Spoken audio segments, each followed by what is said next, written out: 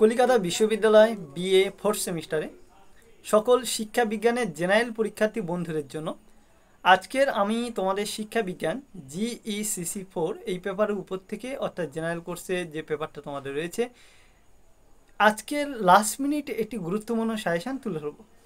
তোমাদের পরীক্ষার আগের মুহূর্তে এই যে প্রশ্নগুলো তোমাদের জন্য বাছাই করেছি এগুলো অত্যন্ত গুরুত্বপূর্ণ প্রশ্ন, মানে এখান থেকে তোমরা বড় প্রশ্নগুলো কমন পাবে এবং তার সঙ্গে সঙ্গে কিন্তু 5 নম্বরেও তোমার যেগুলো বলে দেবো সেখান থেকে কিন্তু তোমাদের শিওর আসবে।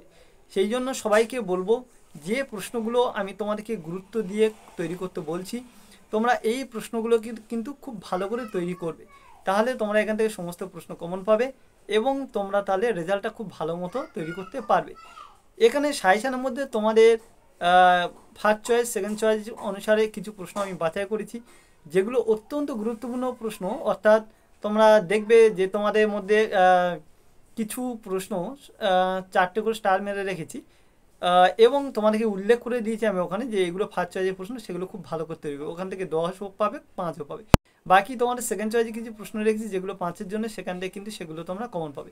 এই সেকেন্ড চয়েস হয়ে যাওয়ার পরে তারপরে তোমাদের জন্য কিছু থার্ড চয়েসের প্রশ্নগুলো আমি রেখেছি সেগুলো তোমরা ভালো করে তৈরি করে নিও, তাহলে তোমরা কিন্তু কমন পেয়ে যাবে। চলো বেশি সময় নষ্ট করবো না, তোমরা দেখে নাও। আর আমার সেকেন্ড চ্যানেলে উত্তরগুলো আমি একের পর এক পোস্ট করছি, ইতিহাস দেওয়া হয়ে গেছে, ওখানে রাষ্ট্রীয় শিক্ষা সবগুলো দিয়ে দেবো। যাদের বই কিনতে একান্ত প্রবলেম হচ্ছে বা অ্যান্সারগুলো নেই তোমরা ওই সেকেন্ড চ্যানেলটা কিন্তু তথ্যগুলো মানে উত্তরের পিডিএফগুলো সংগ্রহ করে নিও। তো চলো সময় নষ্ট করবো না, কী কী প্রশ্ন করতে হচ্ছে সেগুলো একবার আমরা দেখে নিই। তাহলে বন্ধুরা তোমরা তোমাদের লাস্ট মিনিটের মধ্যে কী কী প্রশ্ন রেখেছি তোমরা একটু দেখে নাও। এখানে উপরে লিখে দিয়েছি দেখো বিএ ফোর্থ সেমিস্টার শিক্ষা বিজ্ঞান GECC 4। তো প্রথমে তোমাদেরকে বলে দিয়েছিলাম যে ফার্স্ট চয়েসের মধ্যে একটা প্রশ্ন আছে যেটা 4টে স্টার যুক্ত প্রশ্ন, তারপরে সেকেন্ড চয়েস রয়েছে 3টে স্টার থাকবে, তারপরে 3 নম্বর স্টেপে রয়েছে যে 2টো স্টার। তো দেখো প্রথমে এখানে ফার্স্ট চয়েসের প্রশ্নগুলো কী কী রেখেছি, 4টে স্টার যুক্ত প্রশ্ন। একে দেখে অন্তর্ভুক্তিকরণের ধারণা দাও, অন্তর্ভুক্তিমূলক সমাজে প্রয়োজনীয়তা বা বাধাগুলি লেখো। প্রথম এই প্রশ্নটি তোমাদের ভালো করে করতে হবে। দ্বিতীয় প্রশ্ন, শান্তিপূর্ণ সহাবস্থান বলতে কী বোঝো, আর এ প্রসঙ্গে শিক্ষার ভূমিকা আলোচনা করো, তারপরে এই প্রশ্নটি করতে হবে। 3 দাগে প্রশ্ন, দৃষ্টি প্রতিবন্ধকতার সংজ্ঞা দাও, দৃষ্টি প্রতিবন্ধকতার সমস্যাগুলি ব্যাখ্যা করো এবং প্রতিরোধের উপায়গুলি লেখো, তারপরে এটাও তোমাদের খুব গুরুত্বপূর্ণ প্রশ্ন, ভালো করে করতে হবে। তারপরে 4 দাগে দেখো তপশিলি জাতি ও তপশিলি উপজাতি কাদের বলা হয়, এদের সামাজিক অন্তর্ভুক্তিকরণে শিক্ষার ভূমিকা লেখো, তারপরে এই প্রশ্ন করবি, ভালো প্রশ্ন। 5 দাগে শ্রবণ প্রতিবন্ধকতার যে কোনো 5টি সমস্যা লেখো, তারপর এই প্রশ্নটি ভালো করে তোমাদেরকে করতে হবে, এটাও তোমাদের খুব গুরুত্বপূর্ণ প্রশ্ন। 6 দাগে অন্তর্ভুক্তিমূলক সমাজ গঠনে যে কোনো 5টি উপাদান লেখো, অন্তর্ভুক্তিমূলক সমাজ গঠনে যে কোনো 5টি উপাদান লেখো, তারপর এই প্রশ্নটি ভালো করে করতে হবে। 7 দাগে দেখো বাধামুক্ত পরিবেশ সৃষ্টিতে সমাজের ভূমিকা লেখো, বাধামুক্ত পরিবেশ সৃষ্টিতে সমাজের ভূমিকা লেখো, তারপর এই প্রশ্নটি ভালো করে দেখবে। 8 দাগে প্রশ্ন আছে দেখো শিখন অক্ষমতা 5টি নির্দিষ্ট সমস্যা লেখো, শিখন অক্ষমতা 5টি নির্দিষ্ট সমস্যা লেখো, তারপরে এই প্রশ্নটি দেখবে। 9 দাগে প্রশ্ন সামাজিক বহির্ভূতকরণে 5টি কারণ লেখো, সামাজিক বহির্ভূতকরণের 5টা কারণ। 10 দাগে অন্তর্ভুক্তিমূলক সমাজ গঠনে গণমাধ্যমের ভূমিকা লেখো, বা এখানে যে কোনো 2টি গণমাধ্যমের ভূমিকা এইভাবে চাইতে পারে, তো যাই হোক তোমরা গণমাধ্যমটা ভালো করে তৈরি করে রাখবে। 11 দাগে প্রশ্ন বাধামুক্ত পরিবেশ তৈরিতে বিদ্যালয় ও সমাজের ভূমিকা লেখো। নেক্সট কোশ্চেন, বহুকৃষ্টিমূলক সমাজের জন্য শিক্ষার ভূমিকা আলোচনা করো, তার সঙ্গে বহু সংস্কৃতি বিদ্যালয়ের বৈশিষ্ট্য লেখো, এই প্রশ্নটি তারপরে ভালো করে দেখবে। 13 দাগে প্রশ্ন শ্রবণ প্রতিবন্ধকতার সংজ্ঞা দাও, শ্রবণ প্রতিবন্ধকতার সমস্যা লেখো এবং এর প্রতিরোধে উপায় লেখো, তারপরে এই প্রশ্নটি দেখবে।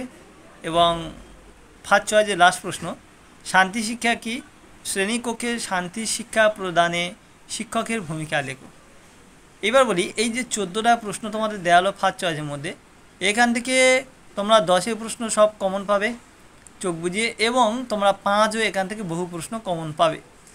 এইবারে এগুলো হয়ে গেলে 2 নম্বরের সেকেন্ড চয়েসে কিছু প্রশ্ন আমি রেখেছি যেগুলো 5-এর জন্য তোমার আসার সম্ভাবনা খুব বেশি আছে। সেই জন্য তোমাদের এই প্রশ্নগুলোকে ভালো করে করতে হবে। 3টি স্টারযুক্ত প্রশ্ন ওর মানে ফার্স্ট চয়েসে পরের স্টেপে গুরুত্বপূর্ণ, এখান থেকে বহু কিন্তু 5 প্রশ্ন আসবে।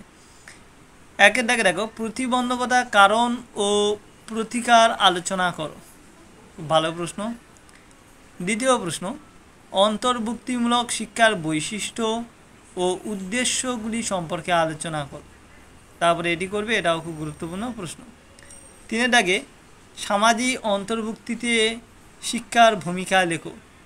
তারপরে এই প্রশ্নটি করবে, এটাও খুব গুরুত্বপূর্ণ প্রশ্ন। 4-এর দাগে, অটিজম কাকে বলে এর লক্ষণ বা বৈশিষ্ট্যগুলি লেখো। তারপর এই প্রশ্নটি ভালো করে দেখবে। 5-এর দাগে প্রশ্ন, ডিসলেক্সিয়া কি এর বৈশিষ্ট্যগুলি লেখো। তারপর এই প্রশ্নটি তোমাদের খুব ভালো করে করতে হবে। 6-এর দাগে, সংগঠন কাকে বলে, অন্তর্ভুক্তিমূলক শিক্ষায় সংগঠনের গুরুত্ব সম্পর্কে আলোচনা করো।